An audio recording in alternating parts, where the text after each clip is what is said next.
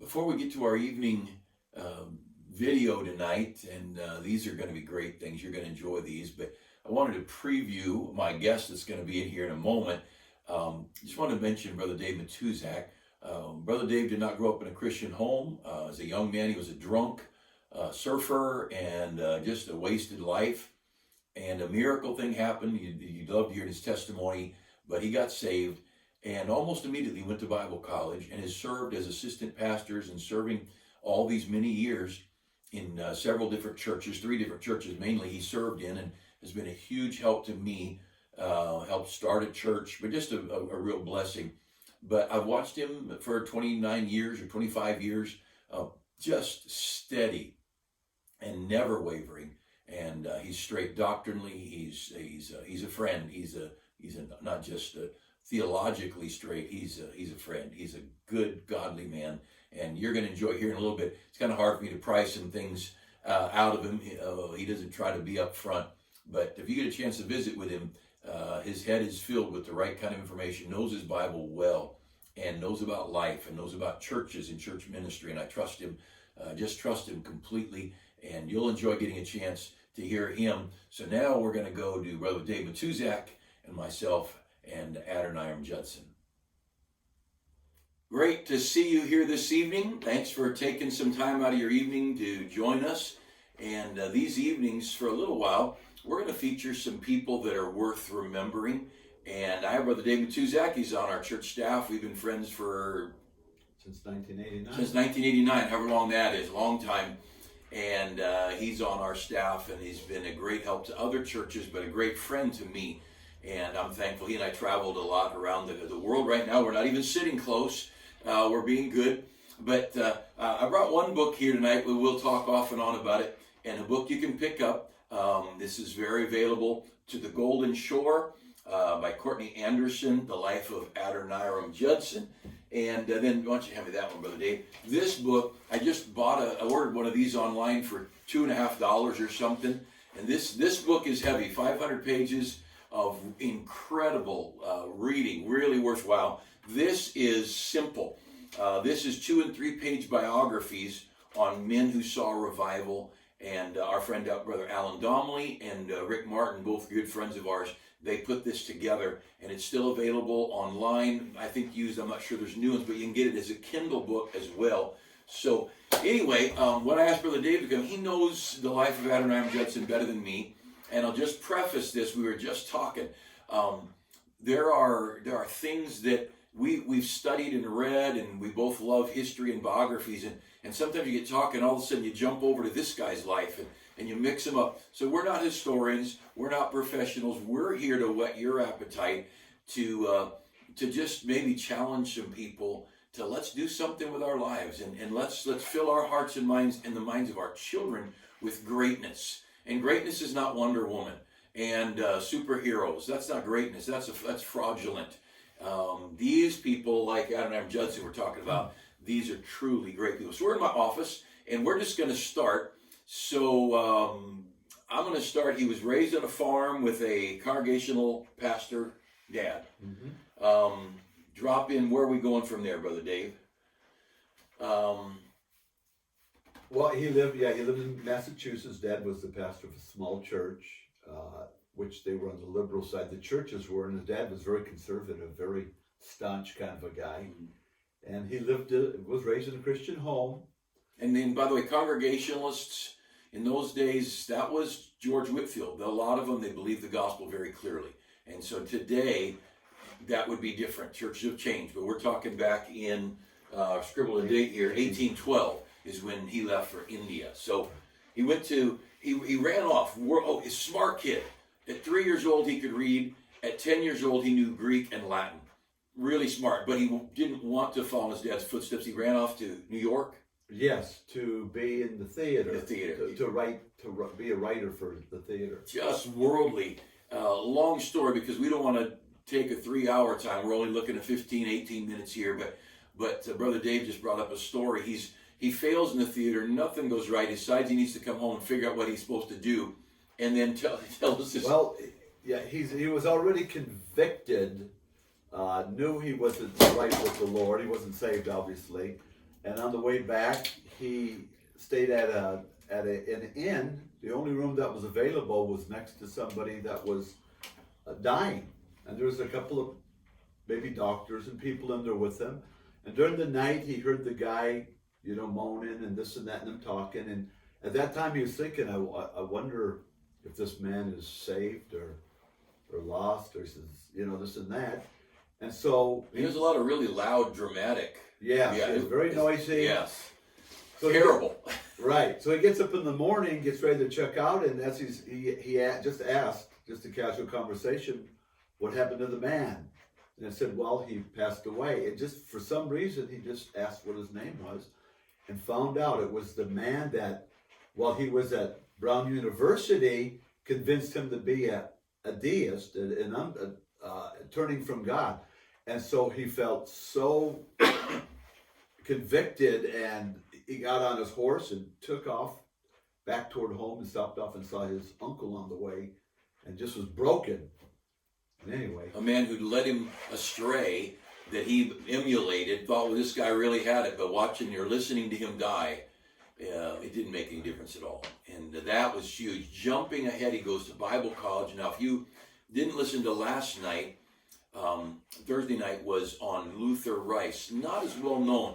The book I showed you last night, I think I took it home, but it's just this little book, and it's a kid's book about a 6th grade reader on Luther Rice, and it's the only book I know of on Luther Rice, which is a shame because Luther Rice was incredible. And here we've got 500 pages on Adoniram Judson. Everybody knows him, but Judson wrote a lot. We'll get to that in a minute. But Luther Rice and Judson, and there were 7 men or 6 men at the college. Those prayer meetings. 7. 7 men. Yeah.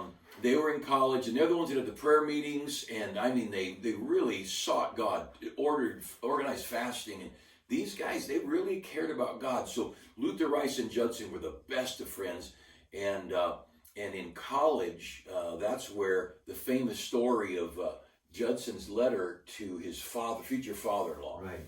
You remember anything?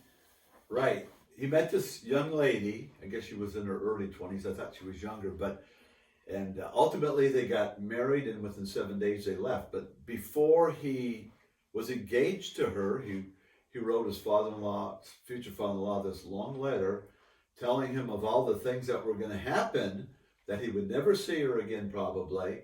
Are you willing to allow your daughter to die for the glory of God and suffer and this and that?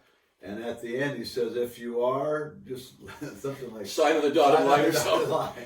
Yeah, that story years ago, I handed it out at a missions conference, and you can find this on online. It's Adoniram Judson's letter to his father-in-law. It's very famous, but it's dramatic. Are you willing to give your daughter to be shamed? And it was. She did die.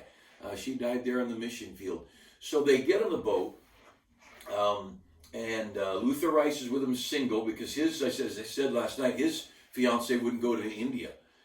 She said, you could pastor here. And it was just 7 days. Is that right? You said from when they got married to when they got on the boat. They got on the boat. Yeah, their honeymoon. They're on a lengthy, many months trip down. One boat went down around Africa, and one boat went down around South America. They went opposite directions to end up, and they met some weeks later than each other. Now, it's months-long trip. So they get to India, and en route, they become Baptists. And I talked about that some last night. But Judson, brilliant man, and he really studied this thing out, and he realized, I've got to be a Baptist. So that's when yesterday's story, Luther Rice goes home, and we lose Luther Rice. So he was a printer. Was it a printing? I'm thinking about he got kicked out. They couldn't stay in India. They go up to Burma. Oh yeah, yes. They got the British government would not let him be there. Right, and war broke out between America and England. The War of 1812, and so they get avenged. It's hard getting out of the country. They get out of the country. They end up in Burma. Right, and that's where he starts. Right, starts his work. Yeah, the only Anglo-Saxon Caucasian people in the whole country, I think, pretty much. There It was a was- few British people, but they were there and started the ministry. And as we've talked before, 6 years before they had their first convert. And in that time, 2 years, because of the war between Britain and America, they were imprisoned as spies. No, because of the war between England And Burma. and Burma. So I'm off. The Americas war's out of it. Now it's American or England and Burma, and he tried to explain we're not British, we're Americans, and they didn't care. You're white, and so he's imprisoned for 2 years. And in prison is when he does a lot of the translating work of the Burmese Bible. So they've been there, I don't know the dates, but they've been there a while before the imprisonment then. Right. And I'm not sure about the timing on that. And again, we're just going off the top of our head. We want you to do some looking of your own. But so they get to Burma. They started translating work.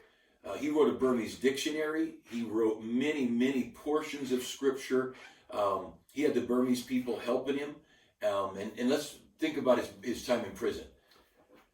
Yeah, he was in prison, and what they did, it was filthy, rat infested every night. They tie your feet up and pull you up so your feet were straight up in the air and you just laid on your back. Laid on the small of his back. So you can imagine all the blood loss every night, and again, filthy and rats running around. And His wife would sneak in food. right, She snuck in pieces of paper, and that's what he did during the day, writing. How in the world, we get discouraged because somebody was mean to us. right, We quit because something goes wrong. This guy's in prison for 2 years. He is so sick, and if I missed something in jail, say, but he was so sick when he got out of jail, he thought his ministry was over. And it was shortly after that. 2 children had died by now. right. So Ann had already lost 2 babies because of the climate and the health and the filthiness of it all. He gets out of prison. She's carrying their 3rd child. And the ministry, that's when they had their first converts, if I remember Right. So first converts. And then he's off away from home and he gets a note, and it was a black envelope. And I never knew this till just recently. But when they were sending you bad news, they'd use a black news, it'd be a black envelope. Get this black envelope, and he thought, oh no, another child died. But it was really his wife had died. So now he lost 2 children. His wife died. He's got this very young baby at home. He goes home, gets the baby, and then not long after, right? 6 months the baby dies. Okay, 6 months later, we got another death. This man, by the time he had his first converts, he'd been in prison 2 years. He'd buried 3 babies and buried his wife. This is a man who was in earnest about Right. the stuff of God. I mean, he was very sincere. The 39 years he was in Burma, and one time he came back to the United States. Now, where did he get his second wife? She was a missionary. I think her husband passed away, possibly, or she was a There in Burma? She was a single missionary. No, I don't think she was. She had to be with a husband at the time. Okay, So I think her husband passed away too, okay. and so they married and were married for a number of years. And I don't, you know about their children? I know There his were a son. couple, I think. Yeah, because he had a number of them that ended up in the States. Years later, 2 were pastors. Okay. One was in politics. And So they did raise children. He had children with his second. Yeah. I know his one son spoke at his funeral, but that wife also ended up dying. You know, sometimes we forget America's so spoiled. Right. Man, we are spoiled. We've got so much food and cars and comfort and we here to me one of the lessons from this guy's life. These ladies, here's a 20. How old was Ann when they left? 20 something. 23. 23. A young girl leaves a very comfortable life. What did he say about their home? You just mentioned before we started the video. Home in Boston versus... Oh, yeah. He made the statement when he was, he said, we have 1 room in Rangoon, and that's in Burma, as compared to 6 rooms in Boston. And he said, God is good. God really blessed us. He just thought that was great, that they're living in 1 room. And here is perhaps, in fact, today, as I understand it, the Burmese dictionary that Judson wrote in the early 1800s is still the dictionary they use. It had been updated all through his life, but his impact's still there. Right.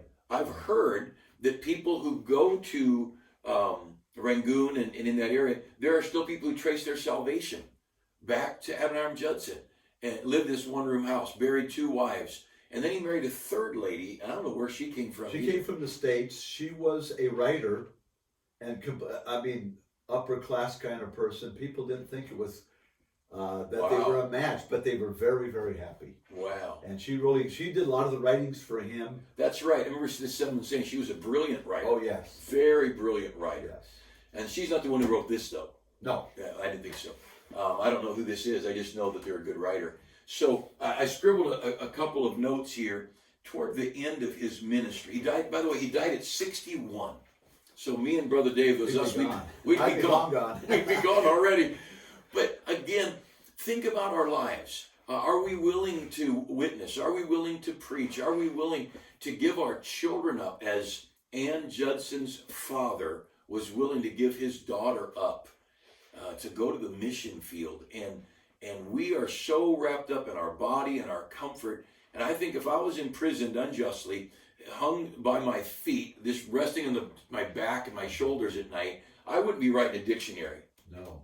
I'd be writing my attorney. I would be, what a mess. And yet, this is where greatness comes from. One of the thoughts is that the spiritual darkness, right? A dark place. Very heathenistic and very wicked, too. The religion was very wicked. And they didn't allow Christians at that time. Actually, when he got there, they did not allow. It was against the law. It was against the law. And is it this where if a man died, they burned his wife with him? I think so. That was, I think that was one of the traditions that he fought against. It was a heathen, filthy, dark place. And sometimes we don't realize there's a spiritual warfare going on. And we think God's good and there's no bad going on. But there was a Judas among the 12. And there was among David's own children, the man after God's own heart, and Absalom. Boy, sometimes we're going to have to fight the battle for right and for good. Toward the end of his ministry, I know I wrote down, there were 163 missionaries and pastors under Adoniram Judson's life. And then you had the number of... The 210,000 converts, 58% of...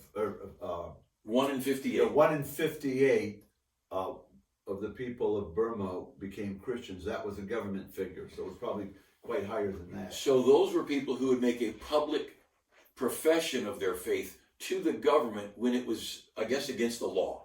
Yeah, by that time, I think it changed a little better, but you were still at risk. Yeah, you were persecuted for being You were persecuted. So 1 out of every 58 people in the entire country professed faith in Christ because of the ministry of Adoniram Judson. And the number of churches I read not long ago, there were churches all over the place. Felix, going to William Carey, I'll probably mention him in the next couple of days, but William Carey's son, Felix. William Carey was a Baptist from England, there in Burma, or in India. William Carey's son, Felix, he went to Burma for a while. Do you know, a few years? He failed. He didn't have one convert. Yeah, he didn't have one convert. And sometimes you could look at a Felix Carey and think he failed, but he might have been the first one knocking on the doors of the gates of hell, trying to knock down. Remember, Jesus said, if you're going to break into a strong man's house, you got to bind the man. And perhaps we're the ones having to fight this thing, and we're having a spiritual battle. And I think our president today is in the midst of that battle. William Carey's, or Adoniram Judson's son, you had a quote mentioned earlier about him, but at his funeral, Adoniram Judson's son said this: if you suffer without succeeding, it's that others might succeed. And if you succeed without suffering, it's because someone suffered before you. Wow. That's where we are in America. Right. Our success in America is because people suffered before us. But don't think that God would not ask us or our children to pay a price to reach a whole nation for Christ. And you'd had another brilliant quote, but I can't remember what it was. I can't remember. He can't remember either. No, we don't have just a 3x5 card here of notes. But again, 1 visit home in 39 years, buried 2 wives. And Judson, his death was, how did he die? He was on a ship? Well, he was on his way back, maybe home again. For his second time home in 39 years. When he died, and so he was buried at sea. And it was, I think, 4 months later that his wife got the message that he had passed away. Oh, she wasn't with him? No. Oh, I didn't know that. Yeah, she might have gone back to the States a little earlier than him. She had a baby just a couple months after, so she had just gotten back, maybe because of that. Right. So anyway, she found out months later that he passed away. So 61 years of age, and died early in our... And physically completely broken. Oh, yeah. He could hardly talk. He had lung disease. He was, sick man. very sick. He gave his life Right. for the Burmese people, and he loved the Burmese people. Right. And like Dave said about the house, he's happy to have a one-room house, or one room in Rangoon, probably not a house, probably a room in among apartments or whatever, I'm guessing. Might be worth taking a map and showing your kids where Burma is. And I hope this maybe will spark some interest. And again, these are the people that built our faith. This is a man who gave up a lot for the ministry, and then he gave up his entire family. He gave up his religion and his country to become a Baptist. Right. And to go across the world, and very precious things. Thank you for joining us. And tomorrow night, we'll have another quick story for you. A quick addendum after our lesson on Judson. I want to mention Sunday. If by chance it's raining, now I don't think God would have it rain on our outdoor service, but he has in the past. And so he's God, it's his church, whatever he wants. But if it's raining, we'll be online. Now, if you want to drive by and see, if it's just misting a little bit or raining off and on, we may just put a pop-up up and over the platform area, and I'll preach, and you just use your windshield wipers. But if in doubt, we'll be online. And but feel free to drive in. We're going to do like we did last week, as long as we are able to, in the parking lot. Let me encourage you, please stay in your cars, and let's make our contact very, very minimal. And where no one's going to get sick through an FM radio, but our radio only works like on the property about 100 yards or so. So someone last week stayed home searching on the radio to hear us, but they live a long ways away. It's not an FM station. It's just this little corner of our property. And so you have to be on the property, but you can. And take good care of yourselves. I love you. I thank God for you and our church, your faithfulness. And please allow us to be of service in any way we can. And we'll look forward to being back tomorrow night. We'll have another lesson. Now, I just realized when I'm filming this ahead of time, Monday. This is Monday through Friday we're doing these. So might be Monday before we're back with our next special biography.